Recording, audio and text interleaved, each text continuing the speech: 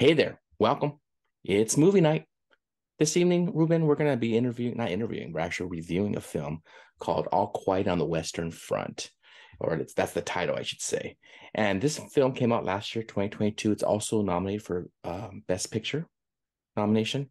Its director is Edward Berger. It stars Felix Kamer as Paul Baumer, Aaron Helmer as Albert, Albrecht Schuck as Kat, Moritz Klaus as Franz, and Daniel Bro as Matthias Edsberger. And I apologize for the mispronunciations. But Ruben, I've been trying to get to see all 10 best pictures. And this is one of the nine that I've watched. There's one more to watch for me. But I try to do that. I think you remember our father used to always like watching all the best picture nominations. But this one was a little draw close to my heart because it's a World War II pick. I'm a world not only world history teacher, but I've also taught U.S. history. And so this is part of my curriculum when I do teach this subject. And so I've seen the other versions of it as well. This is the newer version, of course, obviously. And I've enjoyed it. It was a great film. It's just spectacular. Last week we talked to Jordan Smith, and Jordan Smith, he mentioned that he enjoyed the film as well, and that he's been using pieces of it in his classroom. And so if I were to teach it, that's what I would do too. Because as you know, when you saw the film, it's very graphic and a lot of violence and so forth. So there were definitely little pieces I would take out regarding the whole war industrial complex, right? The whole, getting these kids ready to war and getting their clothes and the weapons and so forth. And so though that's definitely something I would show them. I would show them the trench warfare, the piece regarding the gas and how gas really took a lot of lives. And so the film it's a little over 2 hours long. It's a nice length, but the music's wonderful. The cinematography was great. The battle scenes were so real. It just so bloody, it's so violent. I don't want to get into because I've been known, Ruben, you probably know this.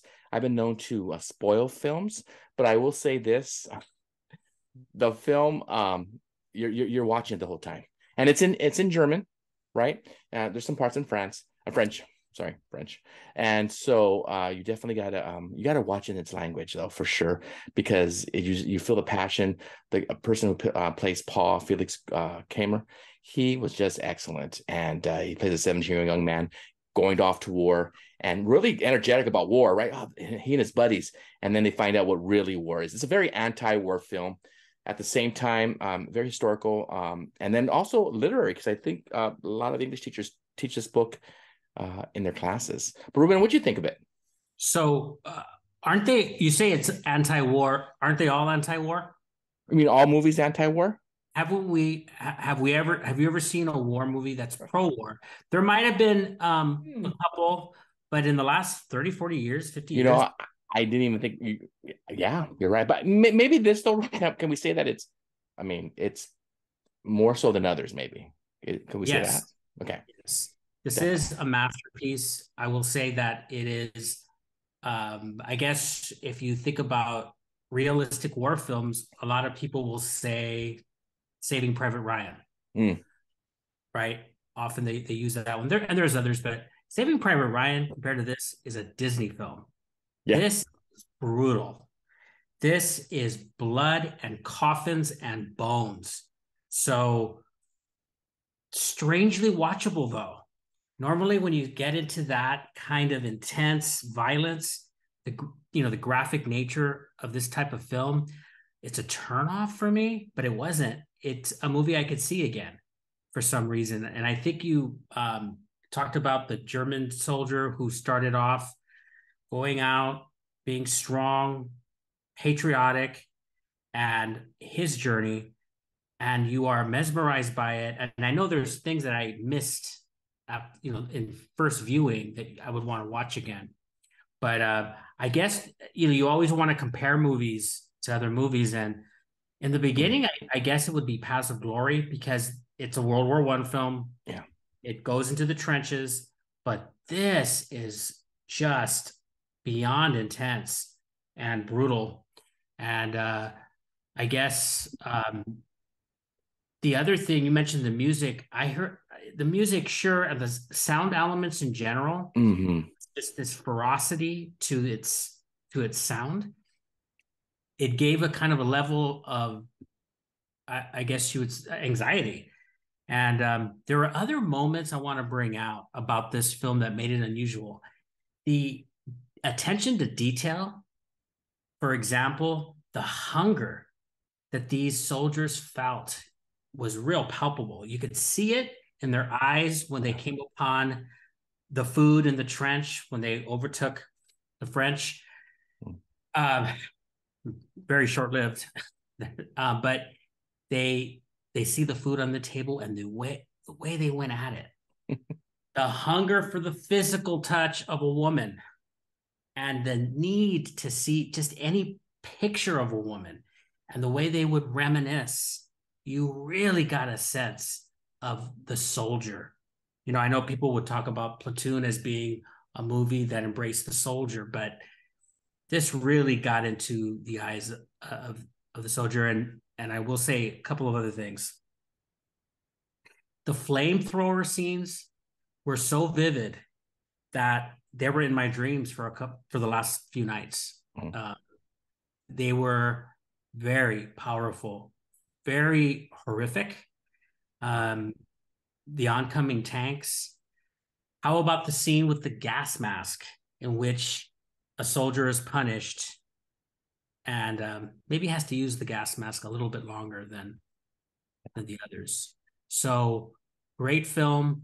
I can't help but think about the U.S.'s role in the war, and I don't.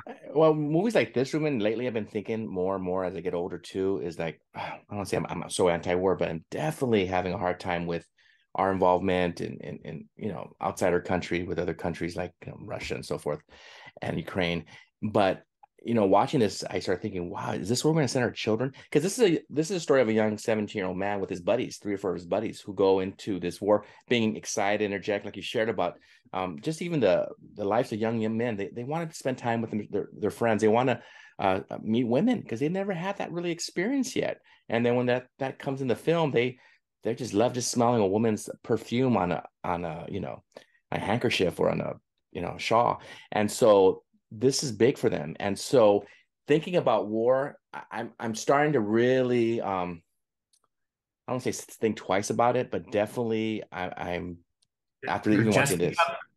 so I don't you're first I time don't in your want life you're no no no second no guessing war. no. Wow. I've been for a while now. Just watching it though, it's so real. Like you said, Ruby, I don't think I've ever seen a film like it before. Yeah, you mentioned others like Saving Private Ryan and Platoon, but this Well, kicked it up a notch. This definitely kicked it up a well, well, notch. well, when we bring up wars, Hmm. often when the subject of war comes up. So right now we're reading Maus in my English class, English Oh 10, and of course World War II. It's where it centered the Holocaust. And the question is, well, we had to go to war. Yes, maybe that's the exception to the rule, though. And yeah, without World War I, having, maybe there wouldn't be a Holocaust or a World War II. I think they Maybe brought that that up in this film a little bit. Yeah, there. Okay, so there is a there are real strong elements here of the generals and the Kaiser and the onset of humiliation over yeah, giving up too much. Do we give up now? Do we call an armistice now and face the wrath at home, or face losing too much, of our land to the French and so forth, and the Allies? But what interesting perspective those scenes are of this intense sense of humiliation, really. right. And then the negotiations and seeing how one side was really stubborn, the French, right? We're not giving in, and then you Well, start, I felt like that that well, that was weren't that was a they big piece weren't of they it. both weren't they both stubborn in a way? I mean, Oh no, stubborn. no, I, they I were, but that's one of the reasons why we had World War II, though, because you mentioned that because of the humiliation that the Germans had, because of the loss of true. land, because of the way they treated them with the Correct. negotiations. World War II came about, so this is a Yes. prequel to the war. So yeah, I mean, but of course you're right, though. I mean, both sides definitely were I don't want to say they're tough on each other, but they definitely were negotiating. But yeah, this is a good one. We definitely recommend it. We both like the film. Nominated for Best Picture. I think there's an argument for it to win the Best Picture, because this is the realism, right? Or real, just the real life. It felt like you were right there in the middle of the trenches.